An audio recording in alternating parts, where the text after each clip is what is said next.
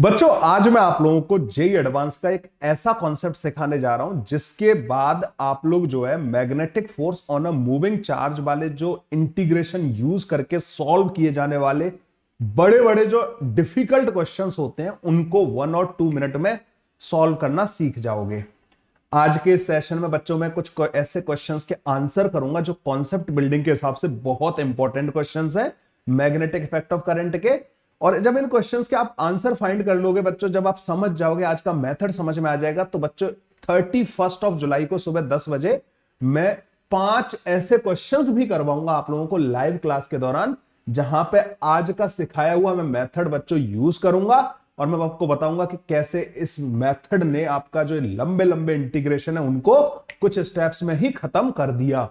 तो बच्चों आज का सेशन स्टार्ट करने से पहले कुछ क्वेश्चंस हैं जिनके हमें पहले आंसर फाइंड करने, फिर हम उस मेथड को कंक्लूड करेंगे and in the next class which will be live हम बच्चों 5 जेई एडवांस के मैग्नेटिक इफेक्ट ऑफ करंट में जो magnetic force on a moving charge वाला जो कॉन्सेप्ट है बच्चों, उस पर 5 क्वेश्चंस मैं आप लोगों को सॉल्व करवाऊंगा इसी चैनल पे। बच्चों जो क्वेश्चंस हैं जिनके आज हमें आंसर फाइंड करने हैं, एक क्वेश्चन आप लोगों के सामने दिख रहा है, इसके बारे में हम डिटेल में बात करने वाले हैं।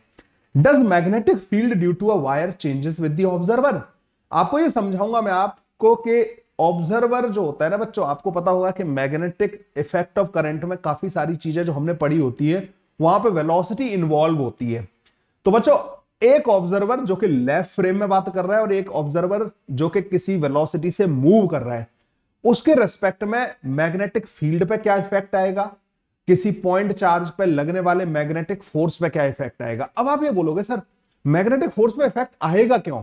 बच्चों आप लोगों को पता होगा कि पॉइंट चार्ज पे जो मैग्नेटिक फोर्स होता है वो पॉइंट चार्ज की वेलोसिटी पे डिपेंड करता है। जनरली ये जो वेलोसिटी होती है वो लेफ्ट फ्रेम में डिफाइन कर रखी होती है। लेफ्ट फ्रेम बच्चों आईआईटी जनरली इस टर्म को यूज करता है, जबकि हम इस टर्म को ऐसे बोलते हैं ग्राउंड फ्रेम। ठीक है, तो अगर एक पॉइंट चार्ज ग्राउंड फ्रेम में मूव कर रहा है मैग्नेटिक फील्ड के अंदर तो उस पर मैग्नेटिक फोर्स लगता है, लेकिन बच्चों वेलोसिटी तो अलग अलग ऑब्जर्वर के लिए अलग अलग हो सकती है, तो क्या मैग्नेटिक फोर्स अलग अलग ऑब्जर्वर के लिए अलग अलग आएगा?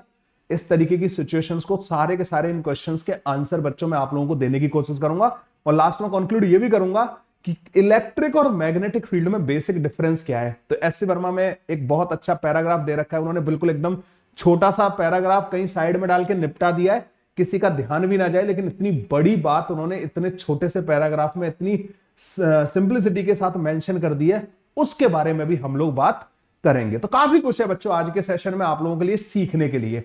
चलिए बच्चों सबसे पहले क्वेश्चन का आंसर करते हैं।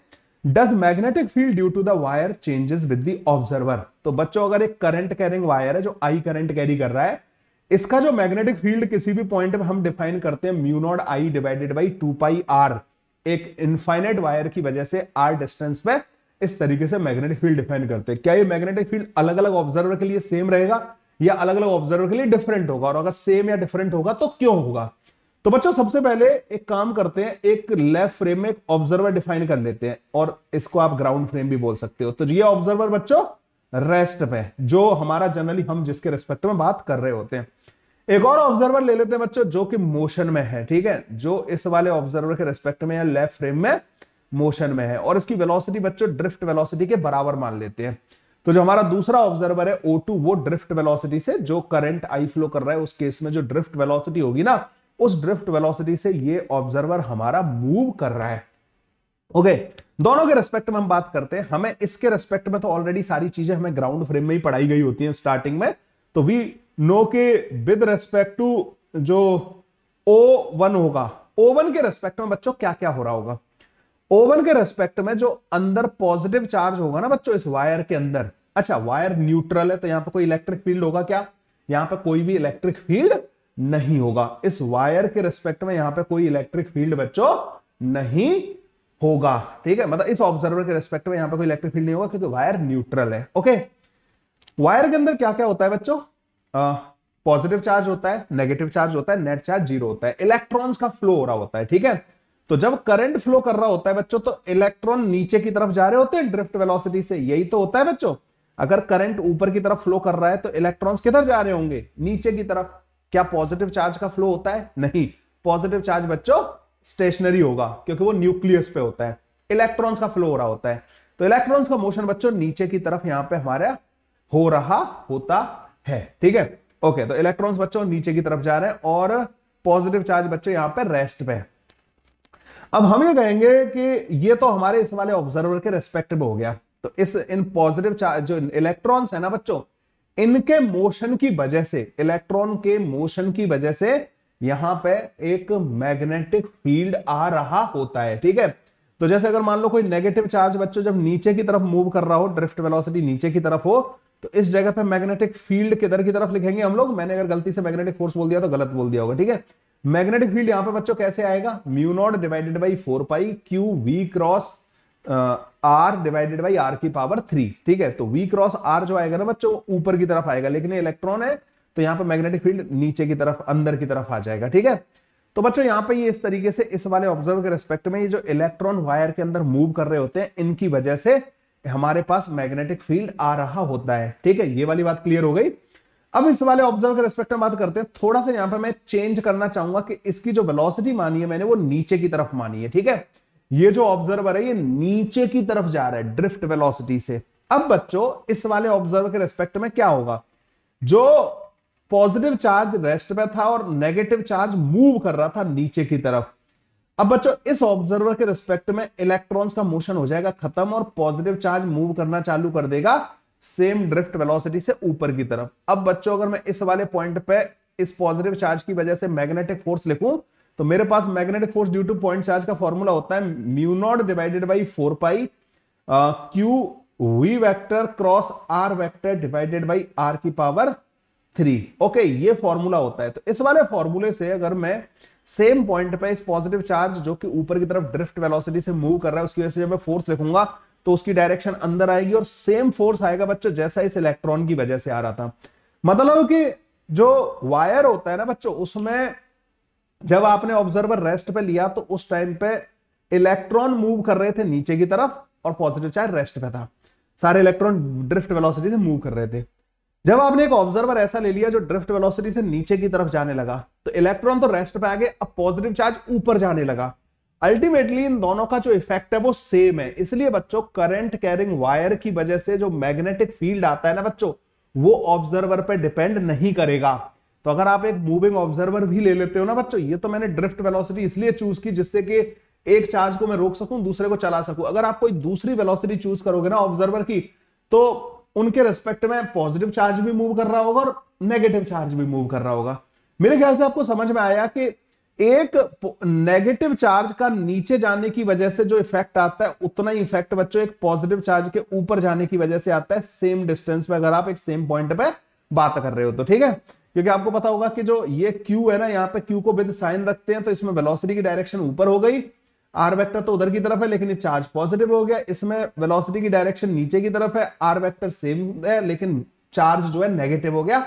इसलिए बच्चों यहां पे हमारे पास जो मैग्नेटिक फील्ड आएगा वो सेम आ जाएगा। तो बेसिकली एक करंट कैरिंग वायर जो होता है बच्चों, उसका मैग्नेटिक फील्ड किसी ऑब्जर्वर पे डिपेंड नहीं करता। Is this clear to everyone? ये पहले क्वेश्चन का आंसर मिल गया आप लोगों को ना। अब एक दूसरा क्वेश्चन बच्चों, how does magnetic force changes with the observer. तो बच्चों अलग अलग ऑब्जर्वर के लिए किसी पॉइंट चार्ज पे लगने वाला जो मैग्नेटिक फोर्स होता है वो किस तरीके से बदलता है, इसके बारे में थोड़ा सा बात करने वाले हैं। यहां पे एक पॉजिटिव पॉइंट चार्ज है बच्चों, ठीक है, ये Q पॉजिटिव पॉइंट चार्ज दे रखा है और यहां पे वायर जो है ना बच्चों करंट कैरी कर रहा था, एक infinite wire I current carry कर रहा था। आप लोगों को अगर बच्चों ये लेफ्ट फ्रेम में जो हमारा ये S वाला ऑब्जर्वर है, इसके रेस्पेक्ट में अगर हम बात करें तो ये जो पॉइंट चार्ज है V वेलोसिटी से पैरेलल टू वायर मूव कर रहा है, ठीक है। क्या सिचुएशन दे रखी है कि विद रेस्पेक्ट टू लैब जो ये पॉइंट चार्ज है ये V वेलोसिटी से ऊपर की तरफ वायर के पैरेलल मूव कर रहा है। आपको पता होना चाहिए कि इस वायर की वजह से यहां पे जो मैग्नेटिक फील्ड आएगा ना बच्चों, वो अंदर की तरफ आएगा और इसकी वैल्यू बच्चों mu naught I divided by 2 pi R के बराबर आएगी। अंदर की तरफ आ गया मैग्नेटिक फील्ड। इस वेलोसिटी की वजह से बच्चों जो मैग्नेटिक फोर्स लगेगा ना QV cross B, magnetic force बच्चों इस पे इधर की तरफ लगेगा। इस वजह से ये वायर जो है, सॉरी ये जो पॉइंट चार्ज है बच्चों, ये वायर की तरफ अट्रैक्ट हो जाएगा और ऐसे करके बच्चों डिफ्लेक्ट हो जाएगा। Got it? तो पॉइंट चार्ज बच्चों वायर की तरफ अट्रैक्ट हो जाएगा। इसका एक एक्सेलरेशन आएगा, एक्सेलरेशन जो आएगा बच्चों QV into B which is mu naught I divided by 2 pi R divided by m के बराबर, ये बच्चों इसका एक्सेलरेशन आ जाएगा। तो ये बच्चों पॉइंट चार्ज का जो एक्सेलरेशन है हमारे पास इतना आ गया। मैंने QBB फॉर्मूला लगाया, मैग्नेटिक फोर्स का जो फॉर्मूला होता है ना QV क्रॉस B, ये वाला फॉर्मूला लगाया और यहां से बच्चों इसको मास से डिवाइड कर दिया। V मतलब पॉइंट चार्ज की वेलोसिटी और ये जो कैपिटल B है बच्चों that is the magnetic induction at this point due to this wire, जो कि mu naught I divided by 2πr के बराबर होगा। और V और B के बीच का एंगल 90 डिग्री है बच्चों, तो ऐसे आ जाएगा। तो ये आ गया बच्चों हमारे पास एक्सेलरेशन, किस फ्रेम में, लेफ्ट फ्रेम में। लेकिन अगर हमने एक ऑब्जर्वर ले लिया जो कि सेम वेलोसिटी से v वेलोसिटी से मूव कर रहा है, ठीक है, हमने एक ऑब्जर्वर ले लिया जो कि सेम वेलोसिटी से मूव कर रहा है, तो बच्चों क्या हो जाएगा अब इस ऑब्जर्वर के रेस्पेक्ट में, इस वाले ऑब्जर्वर के रेस्पेक्ट में ये पॉइंट चार्ज रेस्ट पे आ जाएगा, ठीक है, क्योंकि दोनों की वेलोसिटी सेम है।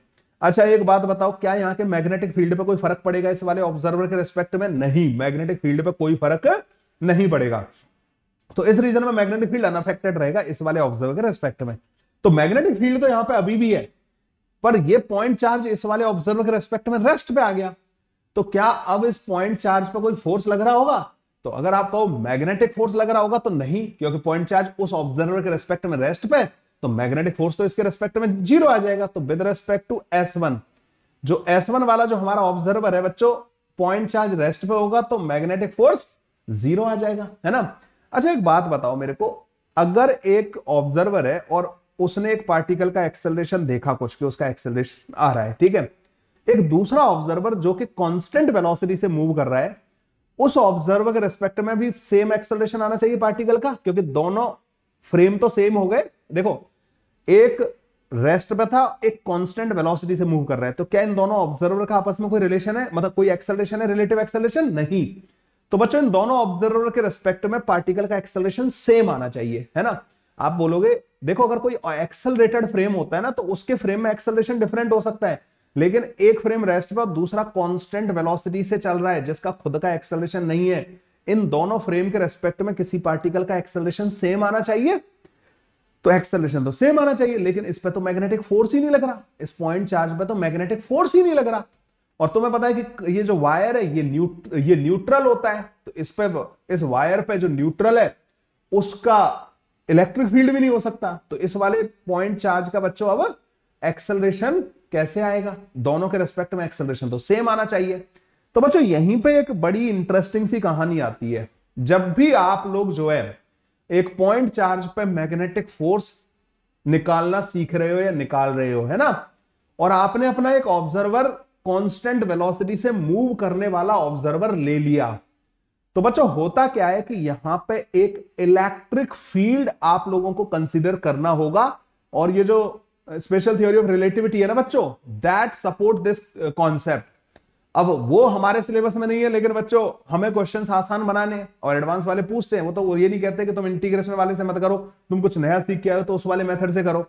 तो बच्चों थ्योरी ऑफ रिलेटिविटी हमें एक टूल प्रोवाइड करती है, ठीक है। लॉरेंस ट्रांसफॉर्मेशन वगैरह भी मतलब इसको सपोर्ट करने के लिए बोला जाता है कि ये लॉरेंस ट्रांसफॉर्मेशन की हेल्प से हमें मिला। बच्चों ये थ्योरी ऑफ रिलेटिविटी ने हमें क्या टूल प्रोवाइड किया कि whenever you change your observer in to study the magnetic force on a point charge which is moving in a magnetic field, what you have to do is you have to consider an electric field, and that electric field value is given by this formula. E vector is given by V of observer, okay, cross B vector.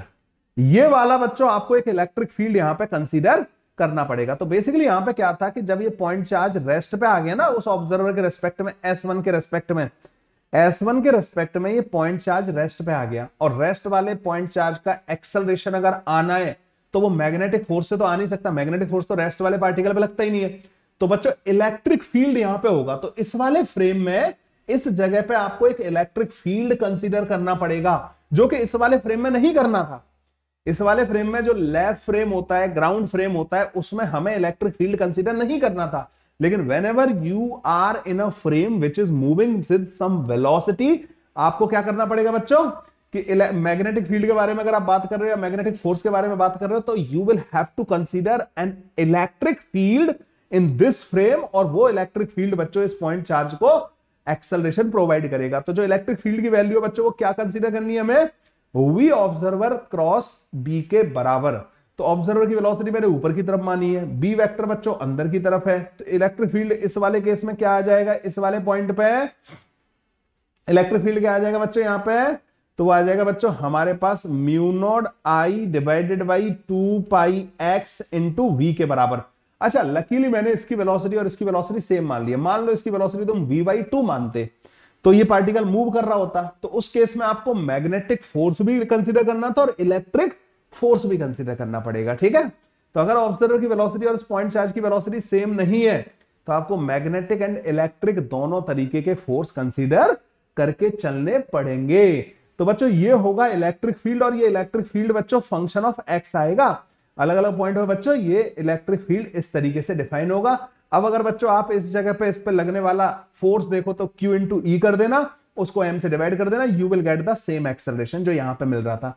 तो जब हमने एक observer लिया s वाला तो बच्चों हमने सिर्फ मैग्नेटिक फोर्स कंसीडर किया। जब हमने एक यूनिफॉर्म वेलोसिटी से मूव करने वाला ऑब्जर्वर लिया तो बच्चों तुरंत हमें अपनी सिचुएशन को, चीजों को चेंज कर देना है, and we have to consider one electric field as well. और वो इलेक्ट्रिक फील्ड किस पर डिपेंड करेगा, ऑब्जर्वर की वेलोसिटी पे। ध्यान रखना कई बार बच्चे कंफ्यूज हो जाते हैं इसमें, तो बच्चों मैंने क्लियरली लिखा है कि इलेक्ट्रिक फील्ड जो आपको कंसीडर करना पड़ेगा वो वी ऑब्जर्वर क्रॉस बी के बराबर कंसीडर करना पड़ेगा। अगर मान लो आपने ऑब्जर्वर की वेलोसिटी और पार्टिकल की वेलोसिटी डिफरेंट ली है तो इस ऑब्जर्वर के रेस्पेक्ट में पार्टिकल मूव भी कर रहा होगा, लेकिन आपको अब इस केस में इलेक्ट्रिक फील्ड एंड साथ ही साथ मैग्नेटिक फील्ड दोनों कंसीडर करने पड़ेंगे। मैं 5 ऐसे क्वेश्चंस बच्चों करवाऊंगा जिनमें इस तरीके के जो क्वेश्चंस होते हैं ना, एक तो जेईई मेन में भी आया था बच्चों 2025 में, मतलब वो तो बेतुका क्वेश्चन था। उस क्वेश्चन को देने का मतलब सिर्फ उन्होंने हिट एंड ट्रायल या किसी बच्चे ने ऐसा क्वेश्चन सॉल्व कर रखा हो, वो ऑप्शन देख के मतलब एलिमिनेट करके कर दे तो कर दे, अदरवाइज उस क्वेश्चन को जेन्युइनली सॉल्व करने के हमारे पास 3 मेथड थे। एक तो हिट एंड ट्रायल मैंने बताया कि उसमें कुछ ऐसा ऐसा फंक्शन आ रहा होगा, उससे तुम जो ऑप्शन तुक्का मार दो। Then second option was lengthy integration वाला, जिसमें इंटीग्रेशन भी 2 बार करना था हमें ना, मतलब एक पार्ट में हमने पहला एक पार्ट निकालना फिर दूसरा पार्ट निकालना। मैंने इस वाले चैनल पे वैसे उसका वीडियो अपलोड कर रखा है, थ्योरी ऑफ रिलेटिविटी का एक क्वेश्चन ऐसे करके ना थंबनेल दिख जाएगा आप लोगों को ना। तीसरा मेथड है बच्चों जो ये वाला मेथड है, आप अपना ऑब्जर्वर चेंज कर दो और उस क्वेश्चन को बच्चों बड़े ही आराम से विद इन 2-3 मिनट सॉल्व किया जा सकता है। लेकिन जेईई मेन में हम ऐसा क्वेश्चन एक्सपेक्ट नहीं करते, तो वो बेसिकली उन्होंने हिट एंड ट्रायल वाले मेथड के पर्पज से ही दिया था। लेकिन जेईई एडवांस में तो बच्चों अगर ऐसा क्वेश्चन आएगा या जेईई एडवांस में आप वैरायटी ऑफ क्वेश्चन बच्चों इस वाले मेथड से बड़े ही आराम से सॉल्व कर सकते हो। अब मैं वो लाइन आप लोगों को बच्चों दिखाना चाहता हूं जो एससी वर्मा में दे रखी है। एससी वर्मा में बच्चों छोटा सा पैराग्राफ आप लोगों को मिलेगा मैग्नेटिक फोर्स वाले केस में, मतलब चैप्टर में। उन्होंने बोला what was the pure magnetic field in the frame of S turn out to be a combination of electric and the magnetic field in the frame of S1। तो बच्चों जो यहां पे इस वाले ऑब्जर्वर के रेस्पेक्ट में यहां पे सिर्फ और सिर्फ हम मैग्नेटिक फील्ड कंसीडर कर रहे थे। इस वाले ऑब्जर्वर के रेस्पेक्ट में मैग्नेटिक फील्ड तो ऑलरेडी है, मैंने तुम्हें बताया कि वायर का मैग्नेटिक फील्ड जो है ऑब्जर्वर पे डिपेंड नहीं करता, लेकिन एक और फील्ड आ गया इलेक्ट्रिक फील्ड। तो combination of electric and magnetic field बन गया इस वाले ऑब्जर्वर के रेस्पेक्ट में जो पहले सिर्फ प्योरली मैग्नेटिक था। तो what was a pure magnetic field in a frame of S turn out to be a combination of the electric field and magnetic field in a frame of S1। We conclude that the electric field and the magnetic field are not basically independent। बच्चों यहां से conclude क्या कर सकते हैं हम लोग कि भैया ये इलेक्ट्रिक और मैग्नेटिक फील्ड एक दूसरे से इंडिपेंडेंट नहीं है, they are two aspect of the same entity, और जिसको बोलते हैं इलेक्ट्रोमैग्नेटिक फील्ड। ये इलेक्ट्रोमैग्नेटिक फील्ड के ही बच्चों दोनों के दोनों सेम एंटिटी के 2 एस्पेक्ट हैं। Whether the electric field will show up as an electric field, sorry, whether the electromagnetic field will show up as electric field or magnetic field or a combination of magnetic field, that depend on the frame from which we are looking at the field। बच्चों हमने pseudo force वगैरह पढ़ा था NLM वगैरह में और circular motion वगैरह में, ठीक है। हम अपना ऑब्जर्वर चेंज करते थे, जब भी एक्सेलरेटेड ऑब्जर्वर आता था हम स्यूडो फोर्स लगाते थे। लेकिन यहां पे बच्चों एक्सेलरेटेड ऑब्जर्वर की जरूरत नहीं है। Whenever an observer is moving with constant velocity, हमें बच्चों यहां पे इलेक्ट्रिक फील्ड वगैरह भी प्रकट हो जाएगा। तो इलेक्ट्रोमैग्नेटिक फील्ड के ही 2 एस्पेक्ट हैं, इलेक्ट्रिक एंड मैग्नेटिक फील्ड। बच्चों ये कब कौन सा शो होगा, ये हमारे ऑब्जर्वर पे डिपेंड करेगा। बड़ी प्यारी सी line S C Verma sir ने इतने छोटे से पैराग्राफ के अंदर लिख डाली, ठीक है। Combination depend on the frame from which we are looking at the field. If we are confined to a particular frame, we can treat the electric and the magnetic field as the separate entity. तो जब हम जो normally lab frame में बात कर रहे होते हैं बच्चों, जब हम कहते हैं कि इलेक्ट्रोमैग्नेटिक फोर्स, तो हम Q into E vector plus का Q V cross V vector electromagnetic force बोलते हैं। वहां पे हम इलेक्ट्रिक और मैग्नेटिक दोनों को कंसीडर करके चल रहे होते हैं। नॉर्मली हम जनरली कहते हैं भैया इलेक्ट्रिक का हमें कॉज पता है। जब भी बोला जाए ना कि ऑब्जर्वर इज एट रेस्ट, आपको ये भी पता होना चाहिए कि ये स्टेटमेंट अपने आप में बहुत कॉन्ट्रडिक्टरी है कि एक ऑब्जर्वर एट रेस्ट है ना, रेस्ट वाला ऑब्जर्वर किस फ्रेम में, कहां पे ऐसा ऑब्जर्वर मिलेगा जो रेस्ट पे। लेकिन जनरली बच्चों जब lab frame IIT word use कर लेता है और रेस्ट पे उसने बोल दिया, तो बच्चों आप जब एक रेस्ट वाले फ्रेम में या नॉर्मल बाहर से सिचुएशन देख के एक नॉर्मल क्वेश्चन को जब सॉल्व कर रहे होते हो, in that case what you do, आपको अगर इलेक्ट्रिक दे रखा है तो कंसीडर करना है, मैग्नेटिक दे रखा है तो कंसीडर करना है, इलेक्ट्रोमैग्नेटिक क्लब करना है, वो एक अलग बात है। लेकिन whenever you are trying to solve a question in a different manner और इन अ डिफरेंट स्टाइल, जो आप लोगों का एकदम लाइफ मतलब लाइक क्वेश्चन को बहुत ही आसान बना दे, और वो मैं सिखाऊंगा आप लोगों को ना अगले वीडियो में बच्चों, जो मेरा लाइव सेशन होने वाला है 31 जुलाई 10 AM अपने इसी यूट्यूब चैनल पे, उसमें मैं आपको सिखाऊंगा कि कैसे इतने बड़े बड़े क्वेश्चंस को इस मेथड से हम चुटकियों में सॉल्व कर देंगे। तो हम क्या करेंगे बच्चों, उन क्वेश्चंस में हम अपना ऑब्जर्वर चेंज करेंगे, एक नए ऑब्जर्वर के रिस्पेक्ट में सिचुएशन को देखेंगे। हम इलेक्ट्रिक और मैग्नेटिक दोनों फील्ड को एक साथ लेके डील करेंगे, एंड वी विल फाइंड कि हमारे क्वेश्चंस इंटीग्रेशन को बाईपास करके बहुत ही आसानी से सॉल्व हो जाएंगे। तो ऐसे क्वेश्चंस क्या आप सीखना चाहते हो, कमेंट करके मुझे जरूर बताना कि सर मैं तो आ रहा हूं मतलब आपके सेशन को अटेंड करने के लिए, या अगर आप मतलब मान लो सेशन आपसे पहले कंडक्ट हो गया तो मैं लाइव देखूंगा, मतलब उसको रिकॉर्डिंग को देखूंगा। मुझे कमेंट करके जरूर बताना कि क्या तुम्हें वो 5 क्वेश्चन सीखने हैं।